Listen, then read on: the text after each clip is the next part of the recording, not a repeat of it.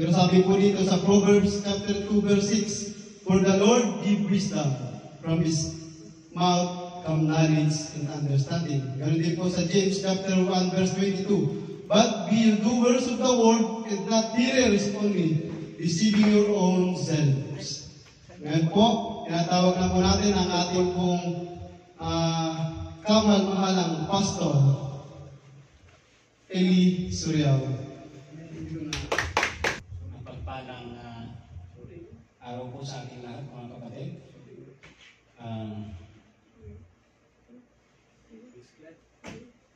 Puri ng Panginoon sa umagang ito. Puri ng Panginoon at ako na naman po yung gagamitin, no? Praise God. Kamusta po ang 1 week natin, mga kapatid? Mabuti po, gusto dati. Yaya ni Lord. Walang tulong.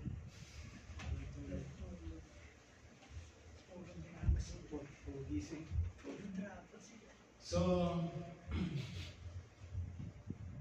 ang monthly topic po natin ngayon, yung topic natin ngayon, about sa faith o pananampalataya.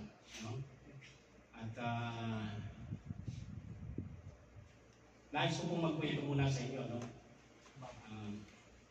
Tuwing mag-preach out dito, nag-iiwan ako ng kwento. So may kwento po ako na inihanda. At ang kwento ko pong inihanda ay patungkol po sa dalawang magkaibigan. No?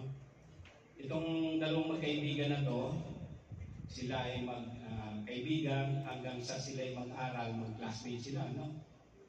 Classmate sila. Pero pagdating nung college, nagkahiwalay na sila. Nung elementary, pagdating ng high school, nagkahiwalay na sila. So, itong magkaibigan na to, mga kapatid, yung isa naging successful, naging mayaman, naging successful na negosyante. No? At ito namang isa, dahil sa kahirapan ng buhay, hindi po siya nakapag-aral. No? Hindi po siya nakatapos sa pag-aaral. Wala siyang naging maayos na trabaho. At ang naging trabaho po niya ay namamalimos o namumulot ng mga basura. Yun ang naging trabaho niya. No? At habang siya namamalimos, mga kapatid, napadaan yung kanyang kaibigan. Matagal na silang di nakikita, pero nakilala siya ng kanyang kaibigan. Yung kaibigan na ito, nung nakilala niya, huminto siya. Yung hininto niya yung sasakyan niya, yung kotse niya. Dahil nakita niya, nagtutulak ng kariton yung kanyang kaibigan. At nung hininto niya, kinumusta niya yung kaibigan niya, niyakap niya, nalungkot siya. Dahil hindi naging maganda yung buhay, no? Ng kanyang kaibigan. Dahil nga sa kahirapan ng buhay, tapos maagang naulila sa magulang. No? Kaya hindi naging maganda yung buhay. At ang ginawa nitong kaibigan niya, itong successful, hindi yakap yung kanyang kaibigan. Nagpumustahan sila. Tapos sa awa nitong kanyang kaibigan, binigyan po ng cheque. Kumuha ng cheque, no? Pinirmahan niya, kalakip yung pangalan ng kanyang kaibigan. So itong kaibigan, tuwan-tuwa. Sabi nung kaibigan niya na successful, gamitin mo yung pera na yan para sa negosyo. So tuwan-tuwa yung kanyang kaibigan. No? At nung hawak-hawak na yung cheque, ay nag-iisip siya kung ano yung business na kanyang makasukin. No? At habang siya nag-iisip, pumunta na nga siya doon sa bangko para i-claim yung pera. Pagdating doon sa bangko, nakita niya yung mga security. Ang daming security doon sa bangko. Nung nakita niya yung mga security, mga kapatid, nag-alangan siya. Sabi niya, baka hindi ako papasukin dito. Sabi niya gano'n. Kasi nga, yung kanyang damit ay marumi. Dahil nga, namumulot lang siya ng basura eh. Pero yung cheque, dala-dala niya. Malaking halaga. Sabi, inisip niya na baka sabihin doon sa bangko na ninakaw niya yun. No? Pero hindi siya nagpadala doon sa ganung pag-iisip. Naglakas loob siya. Pumunta siya, pumasok siya doon sa bangko. At yun nga, na-claim niya yung halaga. Yung pera na malaking halaga na kanyang na ibinigay sa kanya ng kanyang kaibigan. At siya'y nakapagnegosyo at naging maayos din ang kanyang negosyo. So, anong moral mga kapatid? Anong aral doon? Ang Bible po mga kapatid, ito yung salita ng Diyos. No? Nakasulat dito kung paano tayo uunlad. No? Kung paano tayo magiging successful sa buhay. Ang kailangan lang natin mga kapatid, huwag tayong mag-alinlangan. No? Kailangan natin ang matibay na pananampalataya. Amen mga kapatid? Amen. Katulad nitong pobreng kaibigan, no? Na hindi siya nag-alinlangan.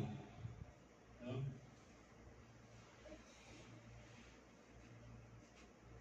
Naging matibay siya, no? Dahil gusto niya na maging maayos ang kanyang buhay. Amen mga kapatid? Hindi siya nag-alinlangan dahil iniisip niya na ang nakasulat doon sa cheque ay yung pirma ng kanyang kaibigan, no? At ang kanyang pangalan. So ganyan din tayo mga kapatid sa ating Panginoon. Ang Bible na andyan ang pangalan ng Panginoon. At kung hindi tayo mag-aalilangan at kung mananampalataya lang tayo mga kapatid, tiyak ang ating tagumpay. Amen? Purihin ko ang Panginoon. So, bago po ako mag-start, samahan niyo muna ako sa may panalangin. Hallelujah. Muli, Panginoon, maraming salamat po, Panginoon, sa mga oras na ito. Maraming salamat po, Panginoon, sa araw na ito na kung saan ako ang iyong gagamitin po, Panginoon, sa paghahayag ng iyong salita, Panginoon.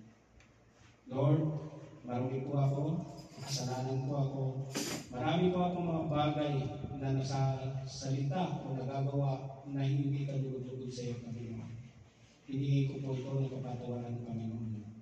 Dalangin ko, Panginoon, ang iyong banal na Espiritu, ang siyang magliwanag sa akin, Panginoon.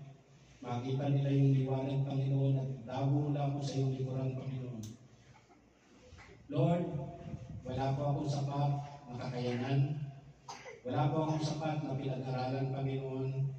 Maaaring may mga pagkakamali ako, Panginoon, sa pagsasalita, sa mga grammar ng mga salita, Panginoon. Lord, ikaw, Panginoon, yung magpaunawa sa kanila, Panginoon.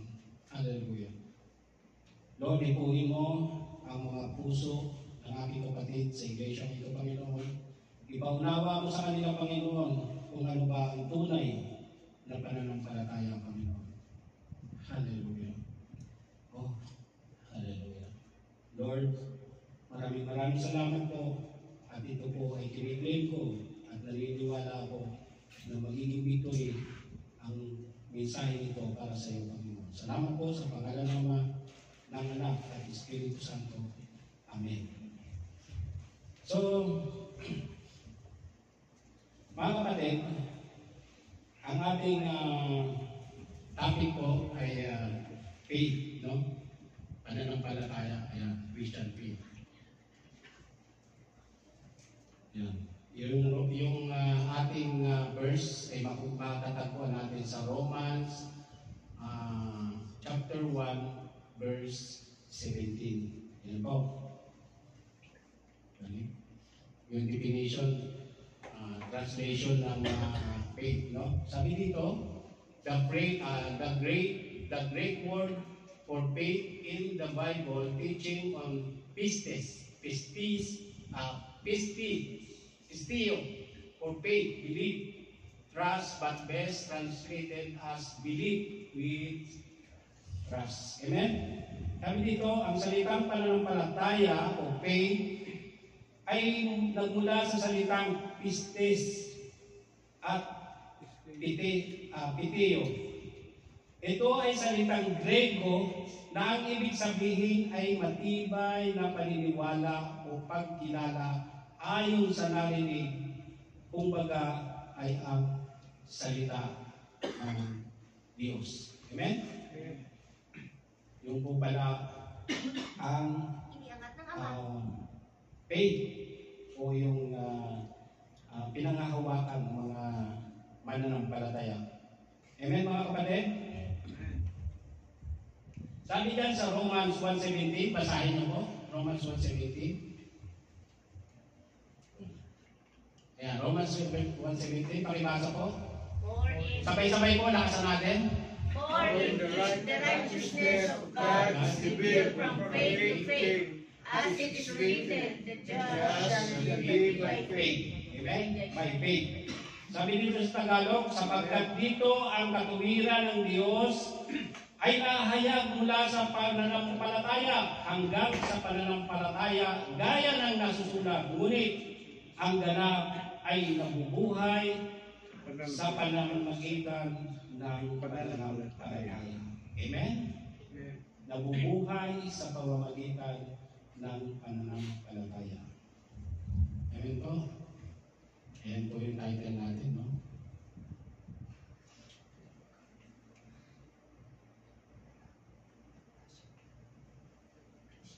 Yan yung title natin. Christian Faith. Bakit ko po nasabi Christian Faith? Yung bakit po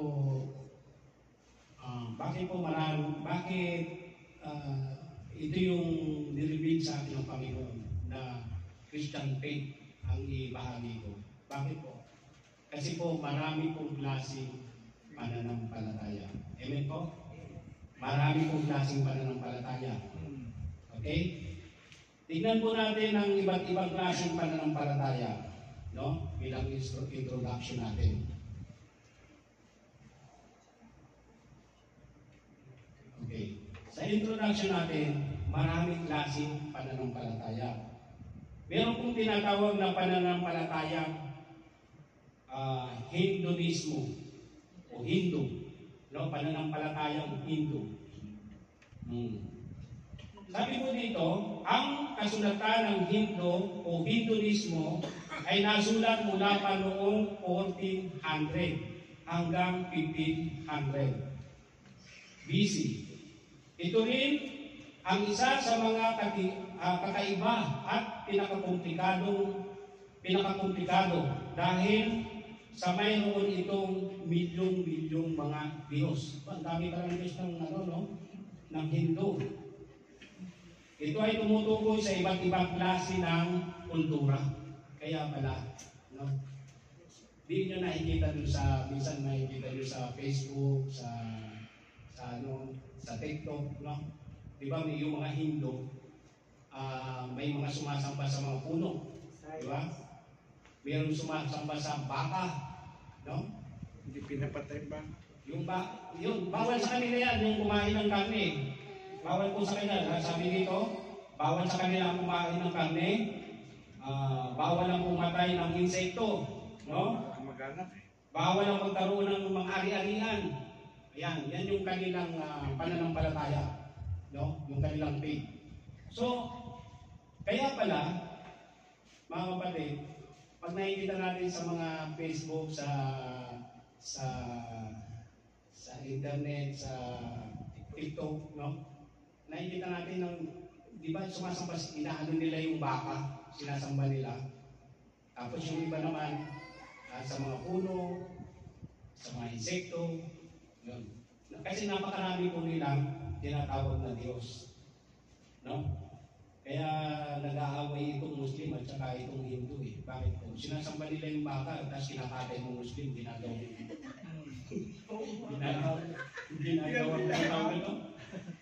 ginagawang biryani. O, nag-aaway sila ngayon. sa pananampalatayang Hindu, bawal katayin yun. Bawal. Kasi sinasamba nila yun eh. Bawal sila kumain ng karne. Sa Buddhism naman mga kapatid, ito pong Hinduism, ito po ay nanggaling sa India. Sa India po, bansang India at Nepal. No? Pagdating naman sa Hinduism o Buddhism, yung mga Buddhist, Buddha. Yung mga Buddha naman mga kapatid, ito ay nanggaling sa China at India. Sa India pa rin. Sabi dito, ang tagapagtatag ng Budismo na si Buddhata Gautama ay pinanganak sa isang dugong bughaw sa India noong 1600 BC. Siya ay may maluhong pamumuhay. Kaya pala malusog, no? May maluho palang pamumuhay. Kaya pag nakita nyo, ang taba-taba, no? Malusog. Siya ay tinatawag na Buddha. Sa paniniwalang, ang kanilang paniniwala mga kapatid ay reincarnation. Yung reincarnation. Yung pagkabuhay na muli sa pamamagitan ng mga living things, no? Sa iba-iba. Pag namatay ka, pwede kang mabuhay ulit sa ipis. Kaya pala yung India, nung nakakita ko ng ipis na laki, ilampas ko ng kinelas. Sabi niya, wag. Sabi niya, la. Sabi ko, bakit? Mungkin baka daw magulang ko yun, o kapamilya. Sabi ko, pamilya. So, ganun sila, no? Doon sila sa ganun naniniwala. Ano? Papayin pa kayo ng ganun? Papayin pa kayo ng mga kapatid ng ganun na pag tayo namatay, mag-ibis tayo. Malaking ayaw yan, di ba? No amen. Okay. Sabi nito, ayun, ang kanilang pananampalataya pagkabuhay na muli sa pamamagitan ng mga iba't ibang klase o living things. Yan. At ang kanilang pagdarasal ay naka-yoga. Ano ba yung yoga? Nakaganon sila, no? Tapos yung paa nila nakaganon. Ayun. Ganon sila magdasal. Meron dati dito. Oo. Meron. Napasok tayo ng dati, no? Lumulutan.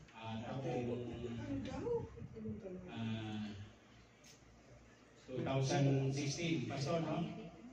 2016 o 17. Napasok tayo ng ganyan. No? Noong araw, marami kaming natutulog dito. May natutulog dito sa worship hall at may natutulog doon sa taas. Kami ni Kuya Bong, doon sa taas madalas ang tutulog. At yung isang kapatid na yon, lagi namin kasama matulog doon sa taas. At nagising ako ng siguro mga 3 AM o 4 AM.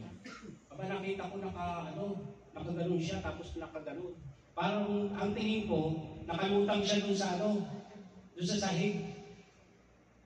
Yun yung tingin ko sa kanya. So grabe kinalabutan ako nun.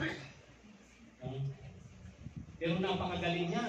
Napakagaling po niya mag-preach, magsalita. Ang galing niya. No? Pati nga mga pastor, inuutosan niya sa sobrang galing. Pastor, ito yung panalangin mo ha, 4 na abagi noong Maria, 5 ganito, 5. Sa sobrang galing, ang dami inuo. Pagbabae, 42. Pagbabae, 42 panalangin. Lalaki, 38. Sa sobrang galing, lahat inuutosan niya, pati pastor inuutosan niya. Ganun siya katindi, no? Pagaling siya magsalita. Yan.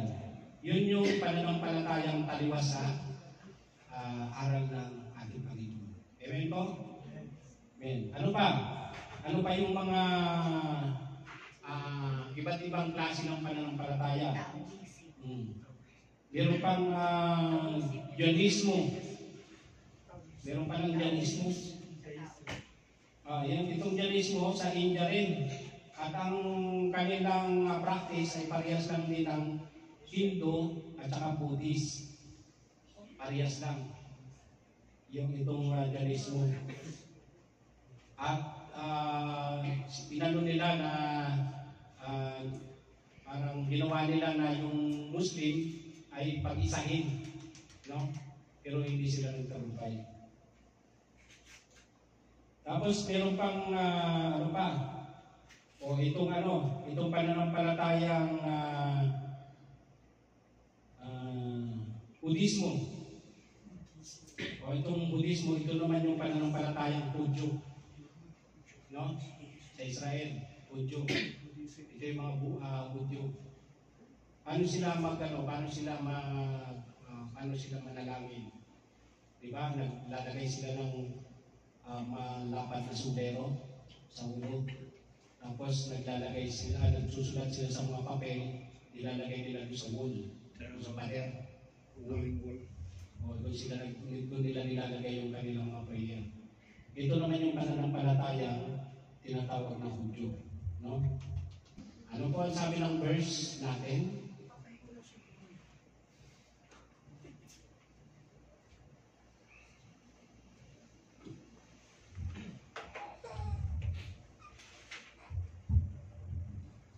Sabi ng verse natin, sapagkat dito ang katuwiran ng Diyos ay nahayag mula sa pananampalataya hanggang sa pananampalataya gaya ng nasusulat. Ngunit ang ganap ay nabubuhay sa pamamagitan ng pananampalataya. Yan po yung verse natin. Ang okay, yung layunin, objective o layunin. Sabi dito, ang layunin ng pananampalataya ay tumutukoy sa paksa na ating paniniwala. Iyon ay sa mga bagay na ating pinaniniwalaan. Amen? Yan. Yan po yung ating tinatawag na Christian faith o pananampalatayang Christian. Okay. Sabi, dito mga kapatid, meron tayong tatlong pag-aaralan. No? Ang una nating pag-aaralan, mga kapatid, ay ugat ng pananampalataya, bunga ng pananampalataya, at ang gantimpala sa mga mananampalataya. Amen? Praise God. Okay. Mag-umpisa tayo sa ugat ng pananampalataya. Ayan. Ugat ng pananampalataya. Ano ba itong ugat ng pananampalataya? Ayan. Ugat ng pananampalataya. Bagong buhay. Yan pala yung ugat ng pananampalataya. Yung tayo maging bagong nilalap o bagong buhay. No? Sabi po ng verse, yan yung verse, oh. Iniligtas niya tayo hindi dahil sa ating mabubuting gawa, kundi dahil sa kanyang habag sa atin. Tayo ipinanganak na muli sa pamamagitan ng tubig at tayo rin ay binago ng Espiritu Santo. Amen? Ayan. Yan pa ang ugat ng pananampalataya. So, kung may matibay kang pananampalataya, mga kapatid, ito, babaguhin tayo ng Espiritu Santo. Amen? Nakita niyo yung itinuro sa atin ni Pastor Oscar kanina, di ba? Kung paano kumilos sa ating banal na Espiritu. Di ba? Kasi nga, dahil sa ating pananampalataya. Amen? Hindi po natin makakamit ang banal na Espiritu kung wala po tayong pananampalataya. Amen? Kailangan po natin ang ating pananampalataya sa ating Diyos ng buhay. Amen? So, Hebreo, sa next natin.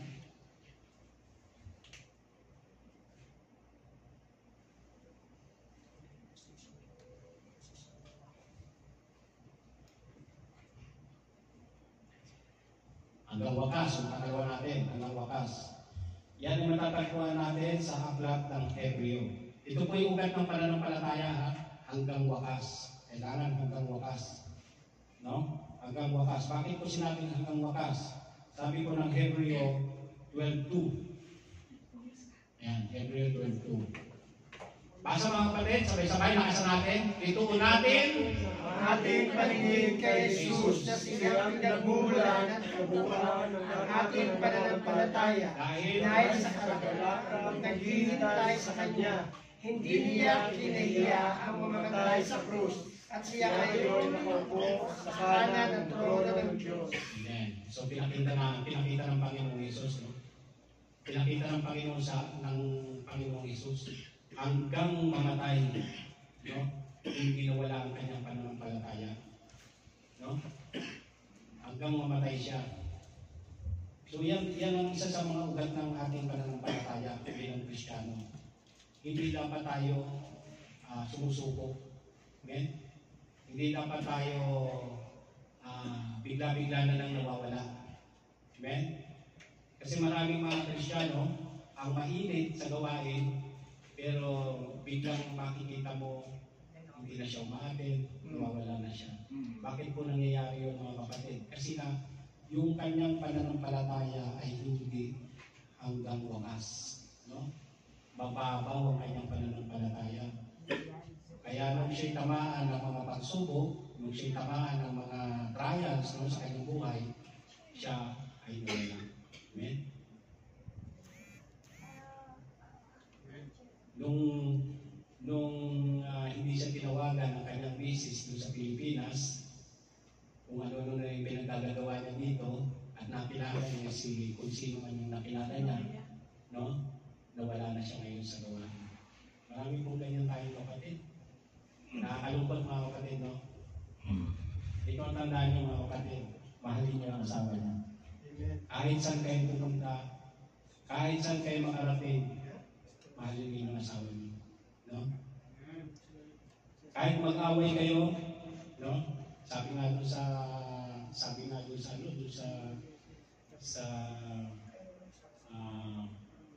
nakita ko doon sa TikTok, di baling mag-away, wag hiwalay. No? Di baling mag-away kayo, mag-asawa kayo, mag-away kayo, pero wag kayo maghihiwalay. Amen? Dapat maging matibay ang inyong pananampalataya sa Diyos. Amen? Hanggang wakas. Bakit po? Kasi kapag hindi matibay ang inyong pananampalataya sa Diyos at nag-away kayo ng asawa niyo, saan kayo pupunta? Saan kayo pupunta? Hindi natin alam. Pupunta kayo sa kaibigan niyo, no? Kaibigan niyo na Naman natin pupuntahan. So, ang paalala ko sa inyo mga kapatid, mag-away kayo ng asawa niyo pero huwag kayo maghihiwalay. Wala kasi pupuntahan. Baka kayo. Okay? Huwag kayo maghihiwalay. At yan, ma-implement ninyo yung kasabihan na yan. Kapag meron kayong matibay na pananampalataya sa Diyos. Amen? Faith. Amen? Praise the Lord. Palakpakan natin ang Panginoon.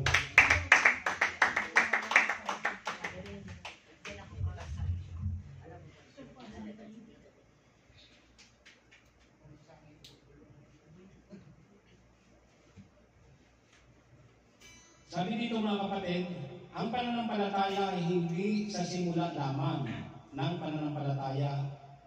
Ang pananampalataya ay may katiyagaan sa mga pagsubok hanggang wakas, katulad ng ating Panginoong Jesus. Amen po?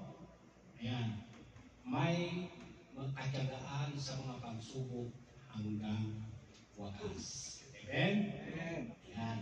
Kaya kapag nag-away kayo ng asawa nyo, Mag-away lang kayo, huwag kayo maghihiwalay. Amen? Maging matibay kayo sa mga pagsunod hanggang wakas. Next.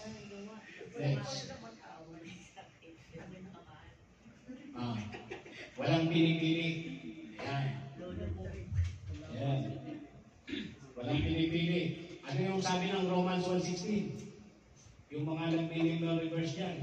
Kaya nga nung nasusulat, walang matuwid, wala na isa. 1:16. Romans 1:16. Ikaw Walang matuwid, wala na isa. Mali. Romans 1:16. Yung nag-aral ng nag-aral ng SOL. Mali. Sapagkat hindi ko nakaya ang Ebanghelyo, sapagkat sa kapangyarihan ng Diyos, sa ikaliligtas sa bawat sumasampalataya, unay sa Diyos at ganoon din naman sa Ganun din Diyos. sa Praise God, nakuha. Advance ka kapatid, ha? Ay, Hindi ko syempre. pa naibigay yan. Advance. Romans 1:16, sapagkat hindi ko kinahiya ang Ebanghelyo, sapagkat siya kapangyarihan ng Diyos, sa ikaliligtas ng bawat sumasampalataya, una ay Hudyo, ganun din ang Grego. Amen? So, ibig sabihin, ang pananampalataya, mga kapatid, ay walang pinipili. Amen? Wala po yung pinipili. Kahit sino. No? Kahit sino. Ang kailangan lang natin ay huwag natin ikahiya. Amen? Yun lang ang kailangan natin. Huwag natin ikahiya. Ang pananampalataya natin ay huwag natin ikahiya ang Ebanghelyo ng Diyos. Experience ko po yan, mga kapatid. Noon po, nung ako ay ginagamit na dito sa church, no? Unang-unang ginamit ako dito sa church nung nandun pa kami, nung patay pastor, no? Sa kabila. Una, prayer. Nanginginig ako, prayer, ha? Unang paggamit sa akin, panalangin. Nanginginig ako habang nanganalangin. Gumagaling-galing yung mic ko. Nanginginig ako. Natatakot ako. No? Bakit po ako natatakot? Kasi unang-una po, hindi po ako sanay sa ganun. Kasi hindi naman po ako nakapag-aaral eh. Wala po akong tinapos na degree. No? Kaya hiyang-hiya ako. Niisip ko baka mapahiya ako dito. Hindi pala dapat gano'n. No? Paano ako naging malakas? Kaya naging experience ko yan. Nung ako po ay nag-aaral ng SBS o Special Mission. Yan. 2015. Ito po yung ID ko. Ingatan mo pa. 2015 po yan. Nag-aaral po ako ng SBS. Ito pong SBS na ito, mga kapatid, tinuruan po kami na kung paano maging matapang. No? At kaya naging malakas ako dito sa pag-aaral na ito ng SBS. Kaya naging matibay ako sa paghahayag sa inyo, no? Ng salita ng Diyos. Kasi po, doon ko po nakita yung missionary ng Korean mission. Missionary na Koreano. Hindi po siya marunong mag-English. Ang salita niya, Korea. Nagpipreach siya dito. Nagpipreach siya, nagtuturo siya. Ang dami niya tinuturuan, no? Ang dami naming delegates, no? Mahilig kami sa daan. Pero ang salita niya ay Korean. Korea yung kanyang salita at may nagka-translate na. So, nung nakita ko yun, pumasok sa isip ko, sabi ko, pwede rin pala ako. Amen. Pwede rin pala akong gamitin. Doon po nag-umpisa. No? Dati noon, pagka na-assign ako, Bible Resort, uma-absent po ako, sabi ko, Pastor, may pasok ako. Pagka na-assign ako, sa prayer, Pastor, may pasok ako eh. Hindi ako pwede. Umiiwas ako. Pero po rin ng Panginoon sa pagsisikap ni Pastor Oscar na mapasama ako sa mga seminar, ito po yung nagpatibay sa akin. Ayaw ko kung sumama sa seminar kasi unang-unang anong maiintindihan ko doon. Sabi ko, ano maiintindihan ko dyan sa seminar na yan? Tama na ako dito sa church, makinig. ayaw ko sumama nun. Puri ng Panginoon, pinilit ako ni Pastor Oscar at yun nga, doon ko tumibay ang aking faith o hindi na ako nahihiya. No? 2015 po, so ibig sabihin, 2015, ilang taon na po? Ilang taon na po mula ngayon? 10 years. Ibig sabihin, 10 years na ako walang hiya.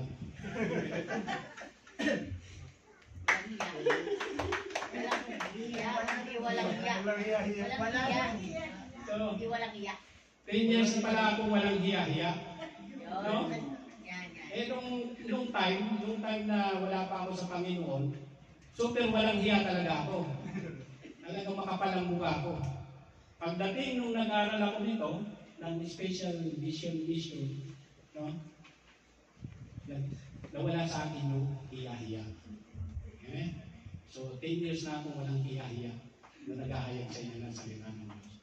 Puri ng Panginoon, palakpakan mo natin. So sabi diyan, hindi ko ikinahihiya ang magandang balita sapagkat ito ang kapangyarihan ng Diyos para sa kaligtasan ng bawat sumasampalataya. Unay sa mga Hudyo at gayon din sa mga Griego. So ibig sabihin, wala pong tinatangi maging sino ka man. No? Wala pong tinatangi maging sino ka man. Kriminal ka man. No?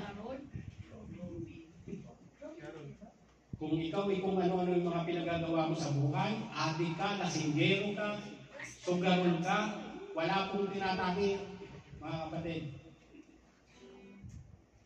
Ang kapangyarihan ng Diyos. Amen? At babaguhin po tayo mula ng Diyos. Amen? Amen.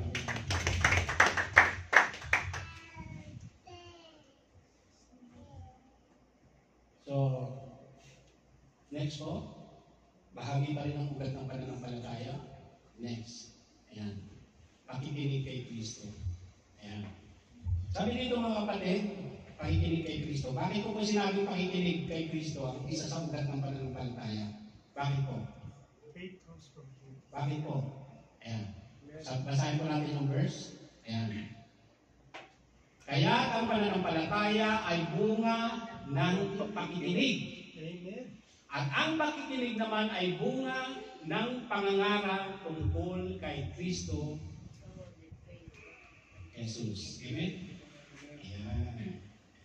Sabi dito mga kapatid, sapagkat ang pananampalataya sa Diyos, ang paniniwala sa mga bagay na nahinig, ito ay nasasandig hindi sa haka-haka ng bawat tao o maging sa sarili niyang pag-iisip, kundi reaksyon sa mga bagay na kanyang narinig tungkol sa Diyos.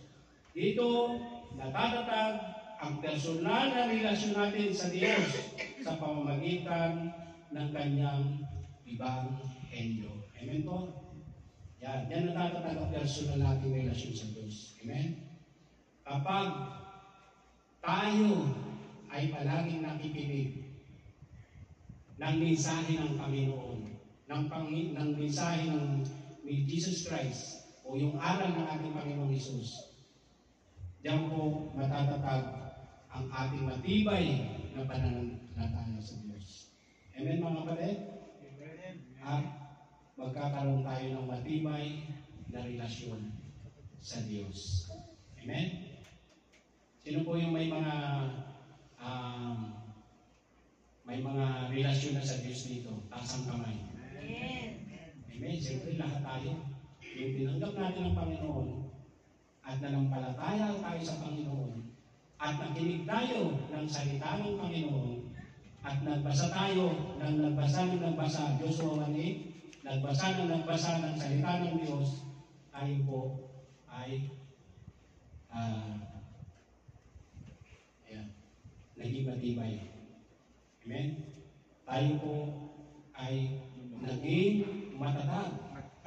At tayo po, higit sa lahat, ay nagkaroon ng matibay na relasyon sa Diyos. Amen. Amen? Palakpakan po natin ang Panginoon. Warning po, may warning. Bakit ko po sinabing may warning? Bakit ko po sinabing may warning dito sa salita nito?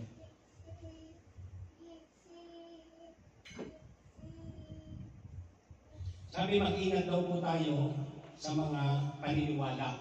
No? Kasi merong tao na ginagamit ang ating Panginoon. Kaya may warning. No? Sino po yung mga tao na yan?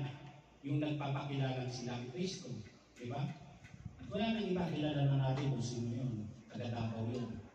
Kapag-anak yun ng dinalago sa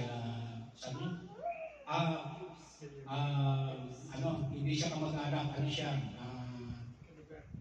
kalugar, at saka, ano siya, tagapayo, no? Ayan, spiritual leader, nung dinalago sa, alam nyo na kung saan dinala yun. So, kaya sinasabi dito mga kapatid na mag-iingat tayo dahil marami po gumagamit ng salita ng Diyos. Amen? Marami po ang nagpapagaling sa pamamagitan ni Kristo, salita ni Kristo. No? Ginagamit nila yung salita ni Kristo. Yung mga experience ko rin po yan nung ako'y bata pa. 12 years old pa lang yata ako sa probinsya, no? O yan, mga payteader. 12 years old pa lang po ako sa probinsya. Nagkasakit po ako. Yung sakit ko buwan na, hindi ko magaling. Umayat po ako yung kako nakalugod na ganyan. Sinabihan nga ako ng tsuhin ko noon, sabi sa akin ng tsuhin ko, kung mamamatay ka, mamatay ka na. Sabi sa akin. Kasi bakit po? Pabalik-balik yung sakit ko eh. Hindi ako gumagaling. Kaya sabi ng tsuhin ko, kung mamamatay ka na. Pabalik-balik yung sakit ko. Pagdating kasi ng ating gabi, nanginginig ako, tapos nilalagna, tapos yun, nararamdaman ko talaga yung hindi maganda sa katawan ko. No?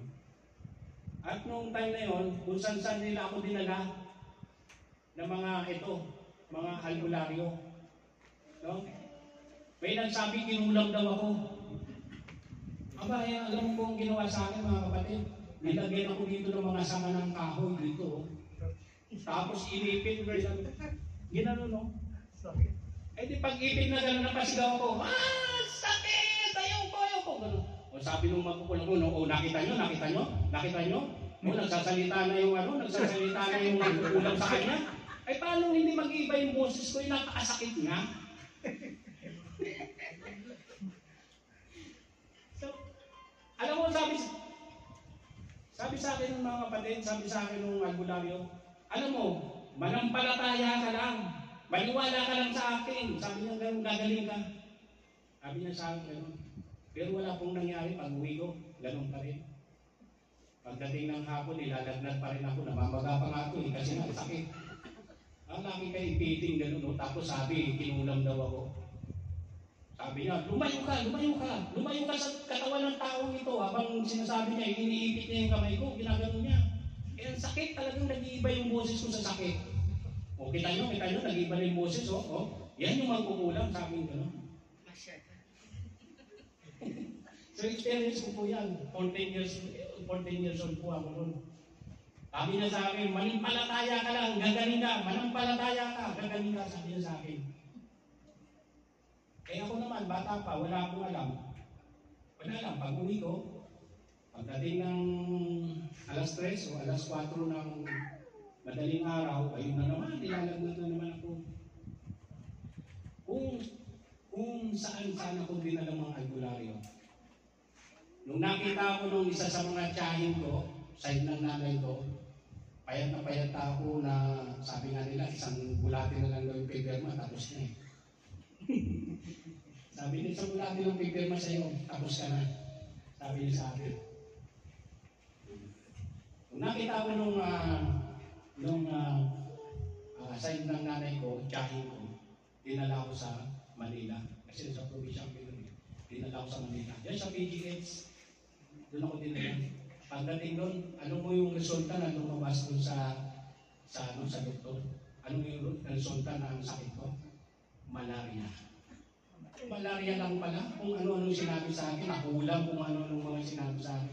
Malaria lang pala yung sakit ko. At napagalitan pa kami ng doktor noon. Nagsabi, bakit ngayon nyo lang dinala dito yan? O anong nangyari sa akin noon? Agtad ng tusok yung ginawa sa akin, injection. Gumaling ako. So mag-iingat po tayo, no? Kaya mga kapatid, mag-iingat tayo sa mga nagpapanggap. Amen? Mag-iingat tayo. Yan yung po yung warning na sinasabi ko sa inyo. Marami pong lalabas na magpapakilalang sila ang Kristo. Amen mga kapatid? Amen. Ayan, mag-ingat po tayo. Kailangan maging matibay tayo sa pananampalataya sa Panginoong Hesus sa pamamagitan ng pakikinig, at pangangaral tungkol sa ating Panginoon. Amen? Ayan. Kaya, mga kapatid, sikapin nyo na palagi kayong umaten sa mga Bible study. Amen. Palagi kayong umaten sa ganitong gawain. No? Every Friday service. Dahil yan po magpapatibay sa atin. Amen? At hindi po yung mga nagpapakilalang silang Kristo. Amen po? Palakpakan po natin ang Panginoon.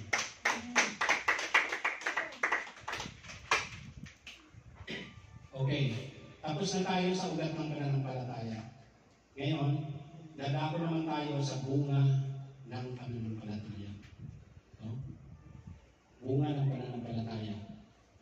Ano ba itong bunga ng pananampalataya? Bakit sinabi kong may bunga ang pananampalataya? Ano ba ito?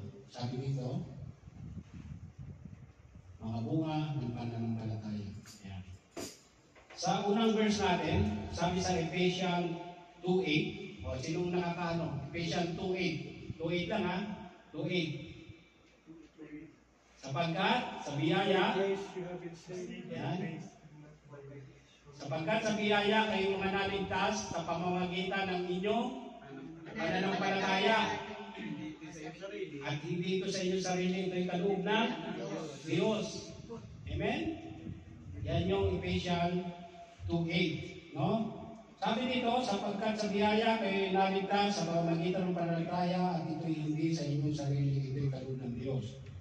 Upang maligtas, marami ang umaasa sa iba't ibang mga bagay upang sila ay maligtas. Ngunit isa lamang ang paraan ito ay ang pananampalataya sa ginawa ng Diyos kay Kristo Jesus. Amen mga kapatid. Yun na pala ang paraan. Yung tayong manampalataya sa ginawa ng ating Panginoong Jesus. Ano po yung sabi ng John 3:16? Sino po nakakabisa ito? For love, for God so loved the world that He gave His only begotten Son, that whoever believe in Him shall not perish but have everlasting life. Amen? So mga kapatid, upang marami ang umaasa ng iba't ibang kaligtasan, pero isa lamang ang kailangan lang natin ay ang ating Panginoong Jesus. Amen?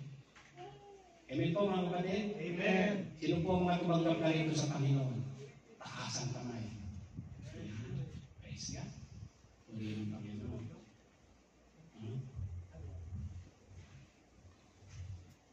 So,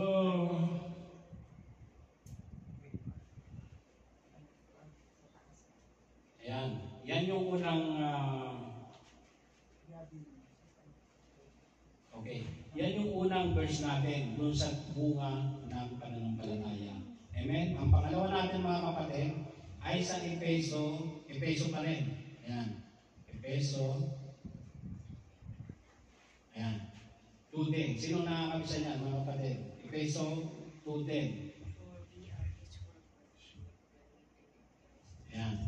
Sapagkat tayo kaniyang gawa na nilalang kay Kristo Jesus para sa mabuting gawa na mga inihanda ng Diyos ng unang upang siya natin lakaran. Yan. Amen mga kapatid? Sabi dito, ito ang bunga ng pananampalataya. Ito ang bunga naman ng kaligtasan dulot ng pananampalataya. Bagamat hindi lahat ay may mabubuting gawa ay ligtas, inaasahan ng Diyos na ang bawat ligtas ay gagawa ng mabuti. Amen? So mga kapatid, wala tayong magagawa, no? Kahit anong gawin natin, kung hindi tayo ligtas at hindi natin tinanggap ang Panginoon, mga kapatid, wala tayong magagawa. Amen? So kailangan natin tanggapin ang Panginoon, sumampalataya tayo sa Panginoon, at doon tiyak ang tinatawag natin kaligtasan. At higit sa lahat, yung mabubuting gawa. Amen? Sa pamamagitan ng ating Panginoong Hesus. No? Kasi marami po, sa totoo lang mga kapatid, marami ang gumagawa ng mabubuti. Sa inaakala nila na sila ligtas na. No? Kasi minsan nakapag-share ako sa isang katulad nating mga Pilipino din, no?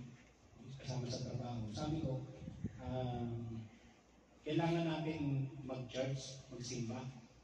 Kailangan natin sa loob ng isang linggo, binigyan tayo ng isang pamamahinga para sa ating Panginoon. No? Iyayaya ko siya mag-church. Ano ang sagot niya sa akin? Sabi niya sa akin, bakit kailangan ko pa magsimba? Kilala ko naman ang Diyos. Saka hindi naman ako gumagawa ng masama. Tumutulong pa nga ako sa mga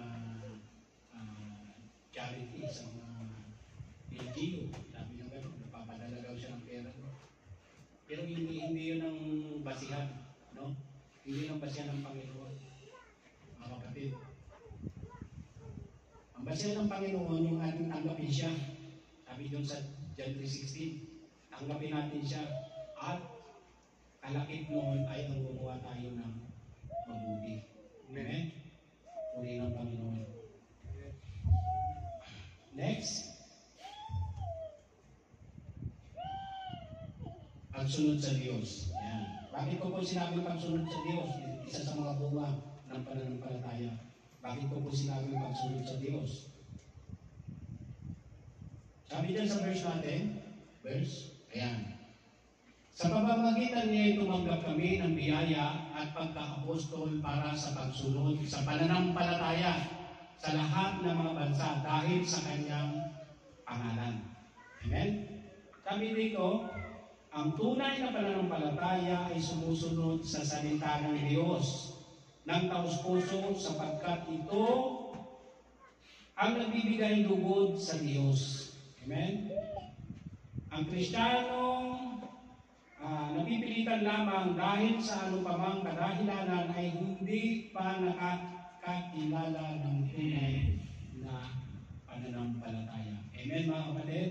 Ang Kristiyano daw na napipilitan lamang, okay, yung Kristiyano na palagi na lamang pinagsasabihan ng kanyang kaibigan, ikaw, church na tayo. No? Napipilitan lang.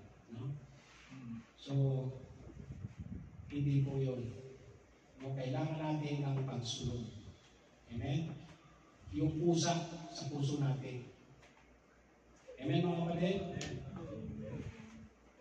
O may warning pa rin dito. Anong warning dito? Bakit sinabi kong may warning dito? May warning pa rin, no? Kailangan daw ng pagsunod. So may warning pa rin. Ayan. Anong warning? Gayon din naman, sabi sa 2:17, gayon din naman, patay ang pananampalatayang walang kalakip na gawa. Amen? Wala raw patay daw ang pananampalatayang walang kalakip na gawa.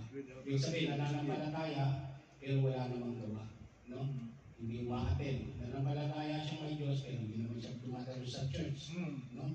Nananampalataya siya may Diyos, hindi naman siya nananalangin.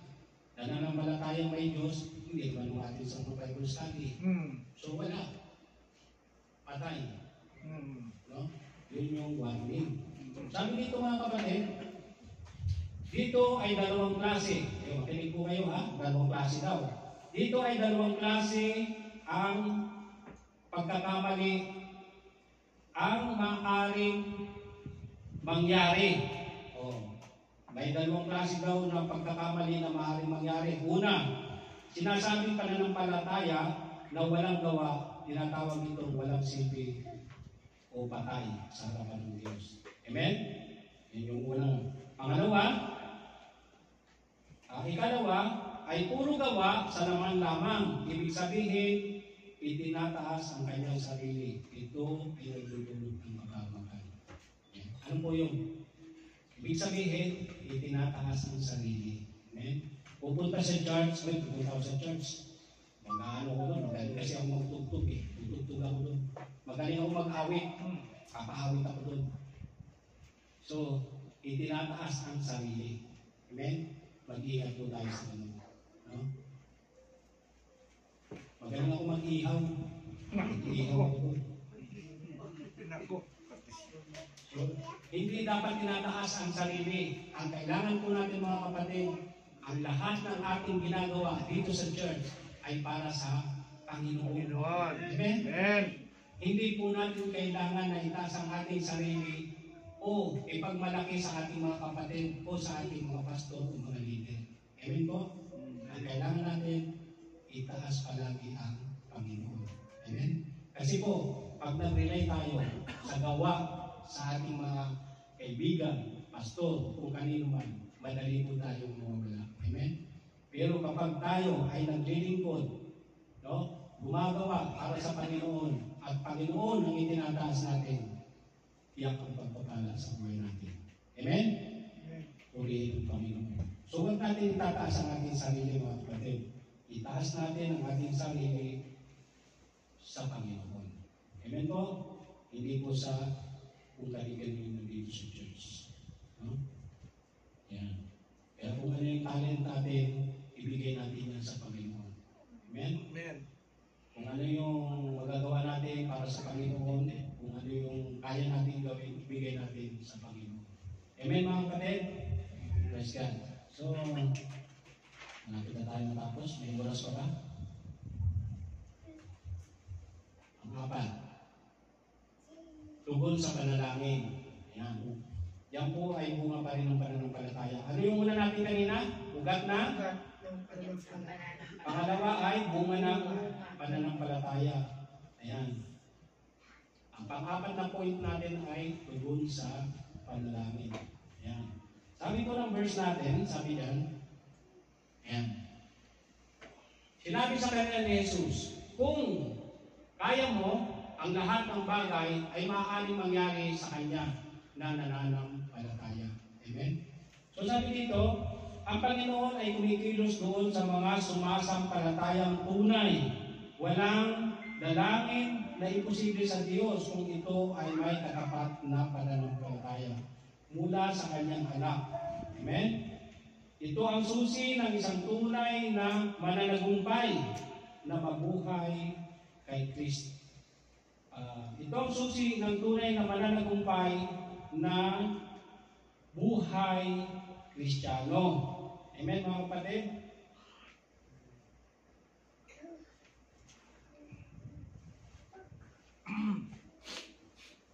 Amen.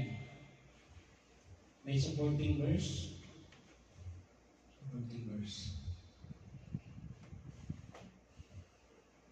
9:23. Sabi dito, sa Mark 11:24, kaya nga sinasabi ko sa inyo, ang lahat ng mga bagay na inyong idalangin at hindi ay magsisisampalataya kayo na inyong tinanggap na at inyong tatanggapin. Amen po mga kapatid? So, ang isa sa bunga ng pananampalataya ay ang panalangin. Amen? Yung kiniklaim mo na kaagad na matatanggap mo na yung panalangin, no? Yung bang bago mo palang hingi sa Diyos, nasa isip mo na tinugunan ng mission. Amen? Yun yung kailangan natin, mga kapatid. Isa yan sa ugat ng pananampalataya. So, kung wala tayong matibay ng pananampalataya, mahina po ang ating panalangin. Amen po? Ayan. Kaya sa atin mga kapatid, nung Friday ba nakapagpanalangin tayo? Wala. So wala, no? Paulit-ulit pong sinasabi ng ating pastor na kailangan natin ang Prayer panalangin, no? Prayer meeting. So sikapin natin, bago tayo mag-iwahiwalay, kasi nga yun naman yung oras na napagkasunduan na bago mag-iwahiwalay, ay manalangin tayo, no? Kasi po, ang church, mga kapatid, kung walang panalangin, mahina, no? Madaling mapasok ng kalaban. Kasi si Satanas, paikot-ikot lang yan eh. Naghahanap ng ano yan, o itong church na to. Ilang linggo na kaya itong pinanalangin. Dito ako papasok. Dito. Pipili ako ng isang kapatid dito na mahinahin ang pananampalataya. Doon ako papasok sa kanya. Ngayon, yung kapatid na yun, biglang nagsalita sa atin ang hindi maganda. At narinig natin, grabe naman yung kapatid na yan. Sinasabi, kaliwa yung isang paapo. So, magagalit ka na. Wala na. Napasok na tayo ng kaaway. Amen? So, importante mga kapatid, sa church ang panalangin. No? Sikapin natin ang panalangin. Amen po? Kanina po, dito ako natulog mag-isa. Pagbangon ko po, nanalangin po ako mag-isa. No? So, sikapin natin mga kapatid, isama din natin sa panalangin ang ating iglesia. Amen? Yung personal prayer natin, sa bahay. Bukod kasi sa prayer dito sa church, kailangan may mga personal prayer din tayo sa ating bahay. No? Isama natin ang church palagi. Amen mga kapatid? Kasi kailangan po talaga ang panalangin ng iglesia. Palapakan po natin ang Panginoon. So, ngayon, tapos na tayo sa ugat ng pananampalataya. Nakita naman natin, no? Ngayon, pupunta naman tayo sa gantimpala sa mananampalataya. Ayan. Ano yung unang pinag-aralan natin? Number 1? Number 1, ugat ng pananampalataya. Number 2, bunga ng pananampalataya. At pangatlo, gantimpala sa mga mananampalataya. Tingnan natin yung verse 3. Gantimpala sa mananampalataya. 2 Timothy 4:7-8. Sabi dyan, ayan. Sabay-sabay tayo mga kapatid, sabay-sabay. Nakikibaka, lakas-lakas po natin sabay-sabay. Nakikibaka ako sa mabuti pagkipagbata. Natapos ko na ang aking takbo, iningatan ko ang mananampalataya. Buhat ngayon ay natataan sa akin ang putong ng katawiran na ibibigay sa akin ng Panginoon na tapat na hukom sa araw na yaon. At hindi lamang sa akin, kundi sa lahat din naman ng mga naghahanap sa kanyang pagpapakita. Amen. So yan. Yan pala yung gantimpala, no? Maging matyaga tayo sa pananampalataya. At ito yung magiging gantimpala sa atin, yung katuwiran, no? Yung hukom ng Panginoon. Amen? Sa Old Testament, sino ba yung mga tumanggap ng gantimpala? No? Sino sa Old Testament? Sino ang unang tumanggap ng gantimpala? Siyempre, si Abel. No? Si Abel. Sino? Kilala nyo ba si Abel? Sino yun? Kinain ng isda. Si Abel po ay anak ni Adan at Eve, kapatid ni Cain. So, bakit siya yung unang-unang example ko na tumanggap ng gantimpala? Bakit po? Ayan. Sa pananampalataya, si Abel ay naghandog na mabuting hain sa Diyos. Amen. Dahil sa kanyang pananampalataya, siya po ay naghandog ng mabuting hain sa Diyos. Amen. At yung gantimpala na binigay sa kanya, bagamat naingit sa kanya yung kanyang kapatid, siya po ay tinungan ng Panginoon. No? Siya po ay kinuha ng Panginoon. Kahit patay na siya, nagsasalita pa. No? Kung babasahin ninyo yung sa Genesis. No? So, sabi niyan, kaya yan ang unang-una na ginamit ko na halimbawa sa gantimpala ng pananampalataya. Kinakailangan po natin ang maghandog sa Panginoon. Amen? Kung tayo ay may matibay na pananampalataya, tutularan natin ito si Abel. No? Ibibigay natin yung tamang handog sa Panginoon. Uli ng Panginoon, no? So, palakpakan natin ang mga kapatid. Bakit ko? 20, ilang taon na, 23, ano? 22 years na ang TCF, no? Kung wala po ang generous na mga kapatid, hindi po tatagal ang iglesia dito. Amen? So, ang gantimpala ay buhay na walang hanggan para sa inyo, mga kapatid.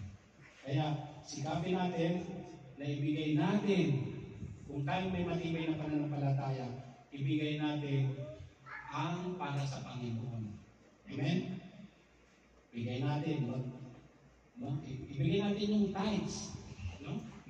Ibigay natin. Ben. Yung kumpletong tithes, no? May oras pa ba? Wala na? So, bibilisan mo na lang, no? Okay, bibilisan mo na lang. Kumagpas na ako. Sino pa?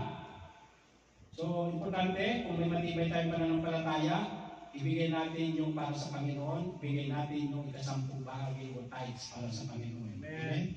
Okay. Pangalawa,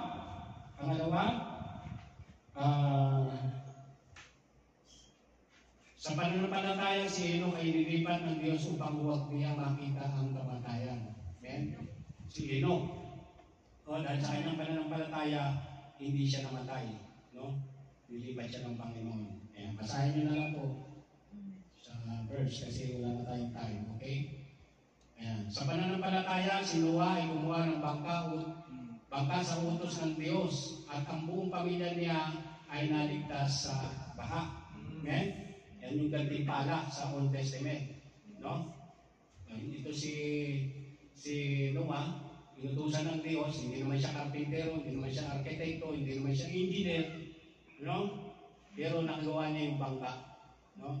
Sa pamamagitan ng Holy Spirit, no? Dahil sa kanyang pananampalataya, yung faith. Okay, next. Ayan, sa pananampalataya, si Abraham ay sumunod sa Diyos upang umaroon sa isang dakong tatanggaping mana. Ayan, sa pananampalataya, nakita nyo naman yung preach ni Pastor Racha nung nakaraan, no? Si Abraham, inutusan ng Panginoon, naglakbay siya, walang mapa, walang GPS, wala lahat, no? Pero sumunod siya, at natanggap niya ang pinangako sa kanya ng Panginoon. Amen? Yan yung gantimpala. Next. Sa pananampalataya, si Sarah rin ay tumanggap ng lakas upang ipaglihi ang binhi na nang lipas na ang kanyang gulang. No? Dahil sa pananampalataya, at tulad din yung sinabi ni Pastor Racha nung nakaraan, no? Si Sarah o Sarah ay naglihi. No? Naglihi siya. Kahit siya ay matanda na, uminubos na, wala na, pero naglihi pa rin siya. Dahil sa pananampalataya. Amen? Yan yung tinatawag na gantimpala sa pananampalataya. Next. Sa pananampalataya, nang subukin si Abraham ay inihandog. Inihandog si Isaac doon. Doon niya nakita ang Diyos. Doon nakita ng Diyos ang kanyang katapatan. No? Sa pananampalataya ni Abraham, inihandog niya si Isaac. No? At langit din lang naman natin ito nung nakaraan, kaya hindi na natin Dahil lang sa pananampalataya, hindi siya nagdalawang isip, inihandog niya yung kanyang anak. No? 100%. 100%. Kaya dapat pag maghahandog tayo sa Panginoon, 100% din. Amen mga kapatid? Okay, next. Ayan. Yun yung una, yung mga gantimpala sa Old Testament. Ngayon, pagdating sa New Testament, ano naman yung mga gantimpala sa mga mananampalataya o sumasampalataya? Ano naman to? Ito yung tinatawag na, ayan. Sa pananampalataya, pinagaling ni Jesus ang mga maraming may sakit. Doon na sa miracle ni Jesus Christ, no? Maraming mga may sakit doon, habang nagtuturo ang Panginoon, na lumapit sa kanya, pinagaling niya. No? Ayan. Next. Sa pananampalataya, pinagaling ni Jesus ang anak ng isang babaeng hintil na hinahalian ng demonyo. No? So, ayan ha. Ayan usapan natin. Relax ka lang. So, yan yung sa New Testament, no? Sa pananampalataya, pinagaling ni Jesus ang anak ng isang babaeng hintil na hinahalian ng demonyo. Yan. So, next. Sa New Testament, sa pananampalataya, pinagaling ni Jesus ang anak ng isang opisyal sa Capernaum. No? Ayan. Next. Basahin nyo na lang, wala na tayo. Sa pananampalataya, pinagaling ni Jesus ang paralitiko.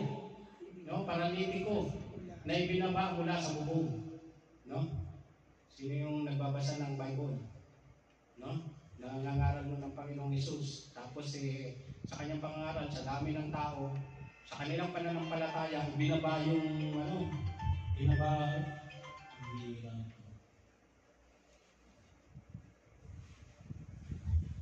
ibinaba yung may sakit, no?